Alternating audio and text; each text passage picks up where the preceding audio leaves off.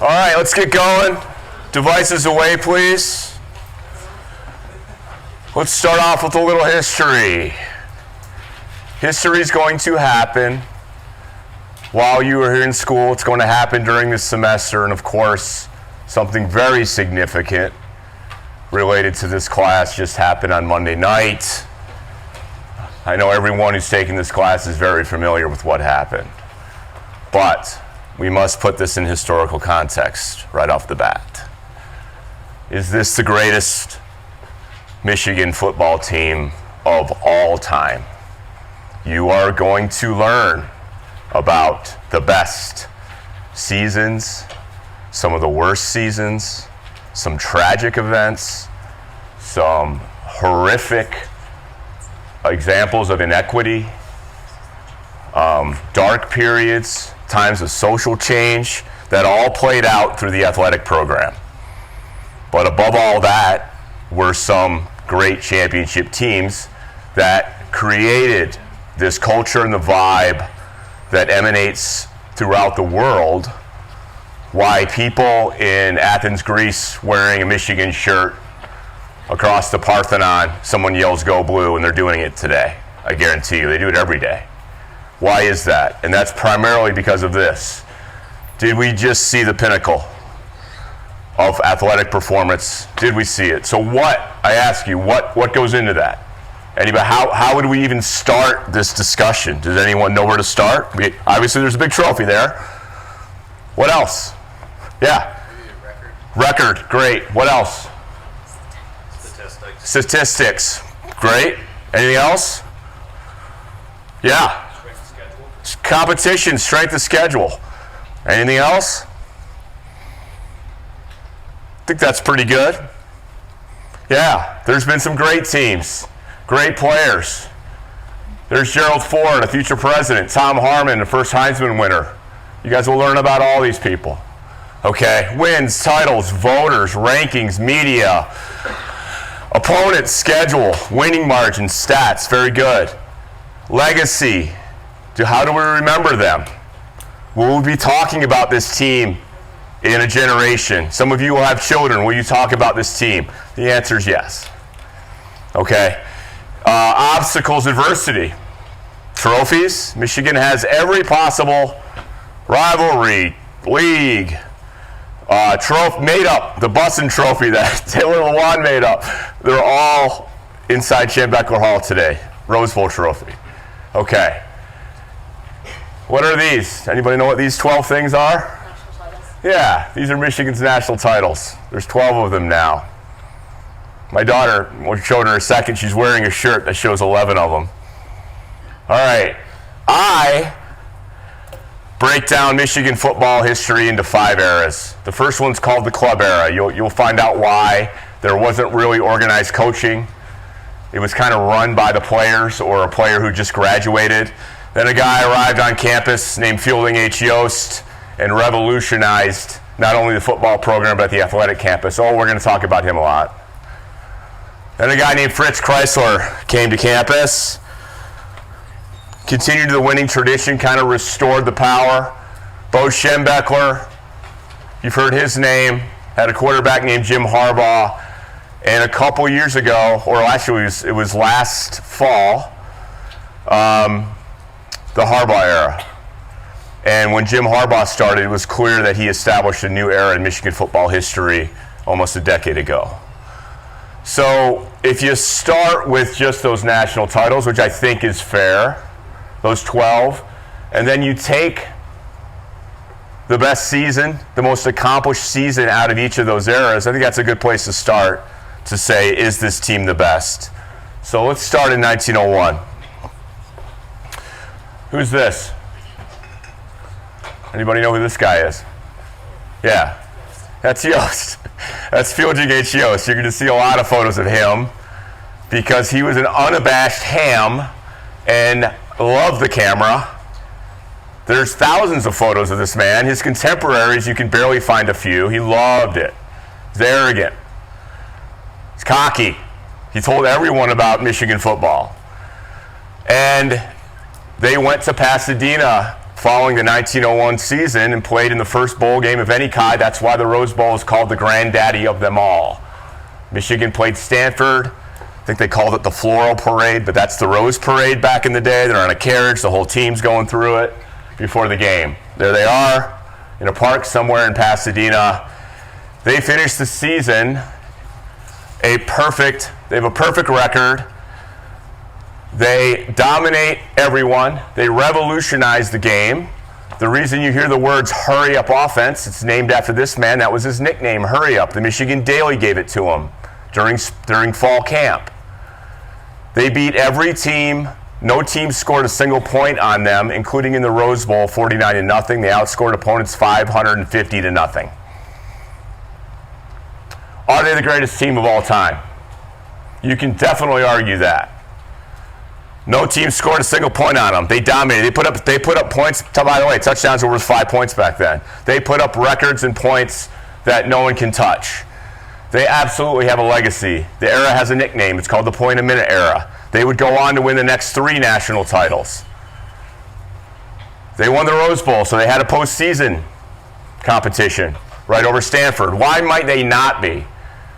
Stanford was not the West Coast champion. They had actually lost to Cal, and it wasn't like a organized tournament playoff win.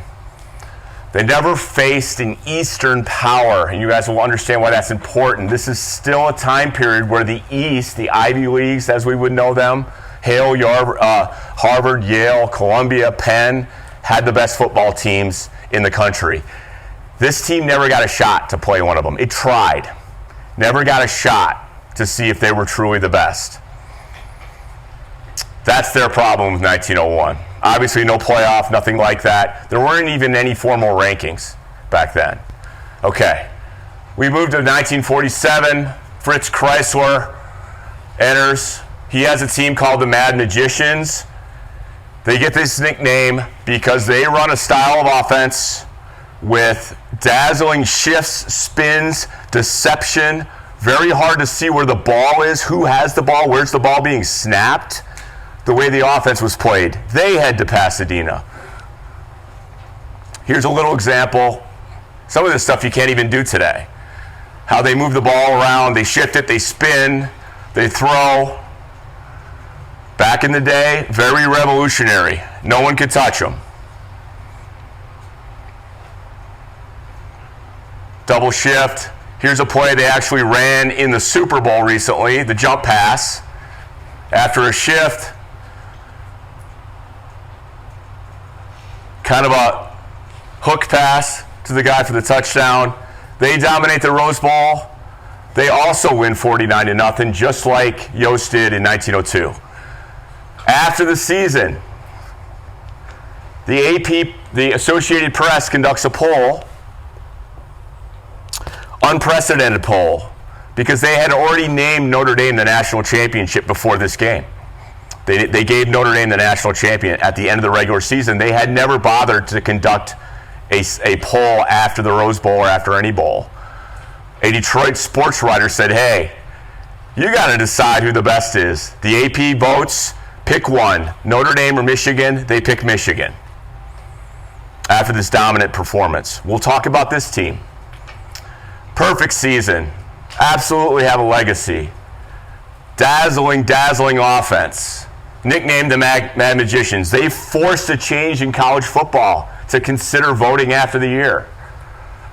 So they have all that. They had 2 tight wins, just by a touchdown. They defeated only 2 ranked teams. And today, Notre Dame still claims that title. It's a split national title in most writers' minds, right? So I think they don't qualify. It's despite their greatness, right? Then we go to 1997, the Schembechler era. Lloyd Carr's the coach. Many of you probably know the story. And here's the Ohio State game. Should come out of this with very good field position. So as we've noted already, Bartholomew is special. In a field position game, a good punter like Bartholomew is priceless.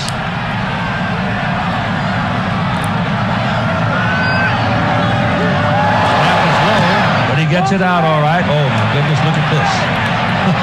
He runs Woodson all the way back to the 22-yard line. Woodson's got one block. And another block.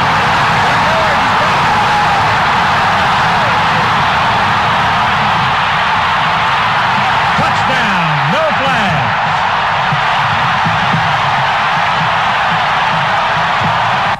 They go to the Rose Bowl. They win. There's Lloyd Carr after the game.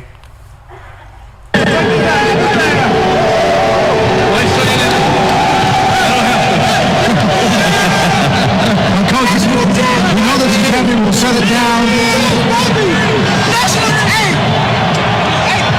I think certainly you deserve the opportunity, Lloyd, to express what this victory means to you.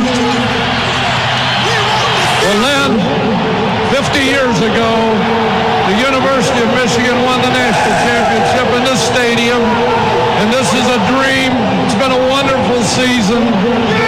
I want to thank our players, our coaches, the great Michigan fans.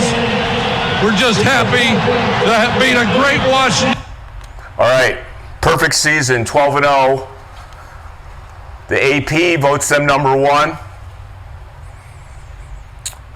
Probably went through the biggest regular season gauntlet, certainly more than the other two teams we talked about. Woodson wins the Heisman Trophy. Again, it's culminated in the Rose Bowl once again. Why maybe not? You probably know. Nebraska played a game after that, and the coaches, who had a vote then and was recognized as one of the determinants of the national title, there's no playoff, there's no BCS, which would happen the next year where they would pair the top two teams. And we split that national title with our now Big Ten brethren at Nebraska. Didn't get a chance to play them. Not their fault, but they didn't. Fast forward. Harbaugh era. You guys know what happened on Monday night. How many were there?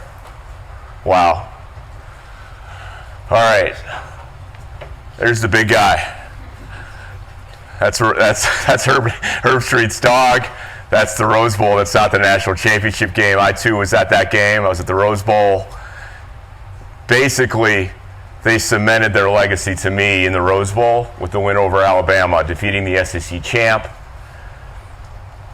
Yes, there were moments in the national championship game where it was close, but having watched the game, the replay of the game, the defense was absolutely dominant. Is this the greatest team in history? 15-0, obviously the most wins. Again, other teams didn't have the opportunity to play. 5 ranked teams in the last 6 games. Dethroning the SEC. Defeating the last undefeated team standing. The Big Ten championship, the Rose Bowl championship. Obviously every rivalry trophy we have a rival with. Ohio State. The playoff title, where there's a process to determine each team. Number 1 before the playoff, number 1 today. Why not? As a historian, I have no good reason to stand here and tell you that this isn't the greatest team in Michigan football history. You guys can decide. We'll go through it in this class. I have to say, I was here, a student here at Michigan, when the Fab Five was here. And I've been to Final Fours, the Fab Five. I've been a fan of the program, been to multiple Rose Bowls and all that kinds of thing. People, I tell them today that I was here during the Fab Five or during this or that, or I saw that punt return by Charles Woodson. You will be telling people for the rest of your life that you were here to watch these teams, or this team, if you're a freshman, you're so fortunate. You will be telling people for the rest of your lives what happened here and sharing your perspective. And I've written the syllabus already, and I know what I'm going to talk to you about, but rest assured that we will do something related to capturing your memories, your experiences from this season that we will consider giving to the Bentley Library to keep as an archive for future generations to see, consume, watch. We'll talk about that later. You should feel very fortunate. I know many of you do. But this passion for this school and this team, it only grows when you leave here. And you guys have something very, very special. Welcome to the history of college athletics.